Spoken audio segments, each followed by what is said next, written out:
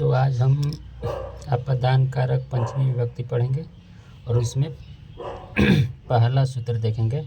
पहला सूत्र कह रहा है ध्रुवम पाये पदानाम, यानी ध्रुवम प्लस आपाय प्लस आपादान। यानी इसका अर्थ हुआ कि जब दो वस्तु परस्पर अलग होती है और जो वस्तु स्थिर रहती है तब वह स्थिर वस्तु को अपादान कारक कहते हैं। अर्थात दो वस्तुओं के परस्पर अलग होने में जो वस्तु स्थिर रहती है उसी को अपादान कारक कहते हैं। जैसे पेड़ से पत्ते गिरते हैं, यानी तो पेड़ से पत्ते यानी पेड़ और पत्ता अलग हो रहा है, तो इसमें स्थिर कौन है? पेड़। तो इसलिए पेड़ को हम अपादान कारक कहेंगे। पेड़ को क्या कहेंगे? अपादान कारक। यह फार्मूला यही कहता है कि यानी जो स्थिर रहेगा उसी को अपादान कारक कहेंगे, क्योंकि पेड़ और पत्ता अलग हो रहा है, पेड़ से पत्ता अलग हो रहा है, यानी परस्पर दो वस्तुएं अलग हो रही है, लेकिन जो स्थिर है उसको हम अपादान कारक कहेंगे। ठीक, पहला नियम यही कह रहा है। दूसरा नियम इसी को बोल रहा है कि जब उसको हम अपादान कारक कहेंगे तो इसमें हम पंचमी विभक्ति लगा देंगे। यानी अपादान कारक में यहाँ अपादान है पंचमी, अपादान कारक में पंचमी विभक्ति लगती है। यानी जैसे पेड़ से पत्ते गिरते हैं, यानी तो अलग पेड़ स्थिर है, इसलिए यह क्या हो जाएगा? अपादान कारक हो जाएगा और इसमें पंचमी विभक्ति लग जाएगी। तो वृक्ष का पंचमी क्या होता है? वृक्षात होता है। वृक्ष के पंचमी वृक्षात, तो हो जाएगा वृक्षात। बहुत सारे पत्ते हैं तो पत्रम ना पत्राणी हो जाएगा और यहाँ पतंती हो जाएगा। तो वृक्षात पत्राणी पतंती, यानी जो अपादान कारक रहेगा उसमें पंचमी विभक्ति लगती है। जैसे मैं रोज़ घर से विद्यालय जाता हूँ, तो इसमें स्थिर कौन है? दो वस्तु कौन अलग हो रही है? घर और विद्यालय दो अलग हो रहा है। तो लेकिन यहाँ जो स्थिर का है, यानी विद्यालय जाना, घर तो स्थिर रहेगा, लेकिन विद्यालय जाना क्या रहेगा? यानी घर को छोड़ रहा है, यानी घर स्थिर है, घर से अलग हो रहा है, घर से स्थिर होकर वो कहीं जा रहा है। अगर यहाँ हम विद्यालय ना लिख दें, अगर यहाँ जाता रहता, मैं घर से रोज़ जाता हूँ, यानी घर तो स्थिर रहेगा, लेकिन जाना अलग हो गया, ये स्थिर हो गया, इसलिए वो कहीं जाए, विद्यालय जाए, पटना जाए, तो स्थिर जो वस्तु रहेगी उसमें हम पंचमी विभक्ति लगाएंगे। तो क्या हो जाएगा? अहम प्रतिदिन, और घर का गृहम होता है, और गृहम का पंचमी क्या होता है? गृहात हो जाएगा। तो अहम विद्यालयम अहम प्रतिदिनम गृहात विद्यालयम गच्छामि, ये हो गया। तीसरा कह रहा है कि भीत्रार्थानाम भय हेतु, यानी भी प्लस त्रा प्लस अर्थान, यानी भी मतलब डरना हुआ, भी मतलब डरना, अथवा त्रा मतलब क्या होता है? रक्षा करना। त्रा मतलब, त्रा का अर्थ हुआ रक्षा करना। अर्थ वाली धातु प्रयोग होने पर जो भय का कारण होता है उस भय के कारण को अपादान कारक कहते हैं तथा उसमें पंचमी विभक्ति लगती है। यानी इसमें कह रहा है कि जो भय का कारण रहता है उसको अपादान कारक कहेंगे और उसमें हम पंचमी विभक्ति लगा देंगे। जैसे वह बाघ से डरता है, तो भय से, यहाँ क्या कह रहा है कि भय से, उस भय के कारण को अपादान करता है। भय का कारण क्या है? बाघ है, क्योंकि बाघ से ही न डर रहा है, तो बाघ है, तो बाघ में क्या लगा देंगे? हम पंचमी लगा देंगे, तो हो जाएगा स। व्याघ्र का हो जाता है पंचमी व्याघ्रात, तो स व्याघ्रात बिभेति, क्योंकि भी मतलब होता है डरना, और भी में धातु है भी, और इसमें इसको जब हम इसके अनुसार लिखेंगे, कर्ता के अनुसार, तभी भेती हो जाएगा। जैसे बच्चा बिल्ली से डरता है, तो डर, यानी जो डर का कारण क्या है? बिल्ली है, तो इसको हम अपादान कारक कहेंगे और इसमें पंचमी लगा देंगे बिल्ली में, तो क्या हो जाएगा? शिशु बिडलात बिभेति। वह चोरों से रक्षा करता है। यहाँ रक्षा भी करने वाला है, त्रा, त्रा मतलब रक्षा करना। तो चोरों से यानी रक्षा किससे रक्षा किया जा रहा है? चोर से। तो चोर में हम चतुर्थी लगा देंगे। तो लेकिन यहाँ बहुवचन है इसलिए चतुर्थी नहीं, पंचमी लगा देंगे। और चोर बहुवचन है इसलिए पंचमी का बहुवचन, चोर का पंचमी का बहुवचन क्या हो जाएगा? चौरेभ्य। बहुवचन हो जाएगा चौरेभ्य। तो स चौरेभ्य त्रायते, यानी वह चोर से रक्षा करता है। ये हो गया। तो इसका अर्थ यह नियम यह कह रहा है कि अगर भी तरा यानी डरना वाला अर्थ में रहे, तो डरना के अर्थ में रहे, रक्षा करने वाली अर्थ हो, तो उसमें क्या लगा देंगे? पंचमी विभक्ति लगा देंगे। चौथा नियम को हम ऐसे एक बार पढ़ देते हूँ, लेकिन इसको हम कल समझाऊंगा। जैसे वारणार्थ नाम ईप्सित, वारण अर्थ नाम ईप्सित, यानी वारण मतलब हटाना, माना करना। वारण मतलब क्या होगा? वारण का अर्थ होता है हटाना या माना करना।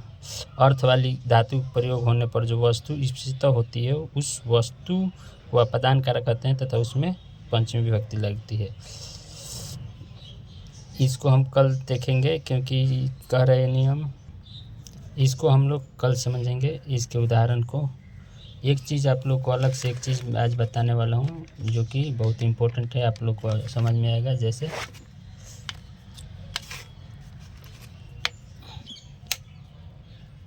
जैसे अगर कोई, आज तक हम लोग बचपन में पढ़े थे क मतलब क से कबूतर, ख से खरगोश। तो आज हम लोग क का नया अर्थ सुनेंगे जो कि यही सत्य है, यही होना चाहिए। लेकिन टीचर लोग क से कबूतर वैसे पढ़ा देते हैं, लेकिन क का वास्तव में अर्थ होता है करना या करने वाला।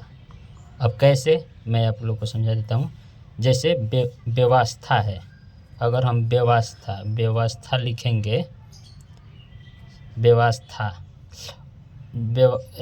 और इसमें व्यवस्था हो गया, और व्यवस्था यानी इसमें व्यवस्था और इसमें प आएगा, उसमें रूप चलता है। अगर इसमें क लगा देंगे तो क्या हो जाएगा? व्यवस्थापक, यानी व्यवस्था को करने वाला, व्यवस्था को करने वाले को व्यवस्थापक।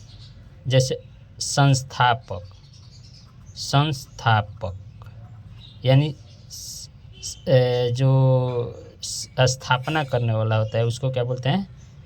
उसको संस्थापक, यानी करने वाला। अध्यापक, अध्ययन को करने वाला। शिक्षक, शिक्षा को करने वाला। अभिभावक, अभिभाव करने वाला। तो ये क का अर्थ क्या हुआ? करने वाला या करना। ठीक। ख का अर्थ देखेंगे। ख मतलब होता है आकाश या गगन। कैसे? जैसे हम लोग कहते हैं चिड़िया को क्या बोलते हैं? खग। खग, ग मतलब गमन करना होता है, और ख मतलब आकाश, जो आकाश में गमन करे उसको क्या बोलेंगे? खग। और इसीलिए चिड़िया को खग कहा जाता है क्योंकि वो आकाश में गमन करती है। तो ख का क्या अर्थ हुआ?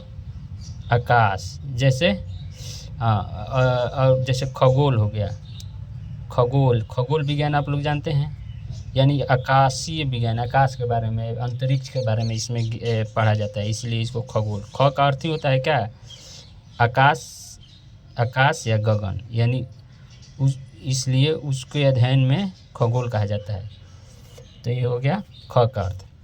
ग का अर्थ देखेंगे। ग का अर्थ होता है गमन करना या जाना। जैसे नग, न मतलब नहीं, ग मतलब गमन करने वाला, जो नहीं गमन करे तक।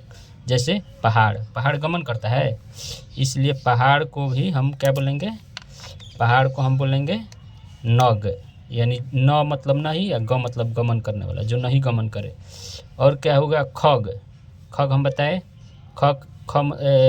ग मतलब गमन करने वाला, ख मतलब आकाश में, जो आकाश में गमन करे तो उसको हम क्या बोलेंगे? खग। जैसे चिड़िया ये सब, उसको हम खग बोलते हैं इसलिए।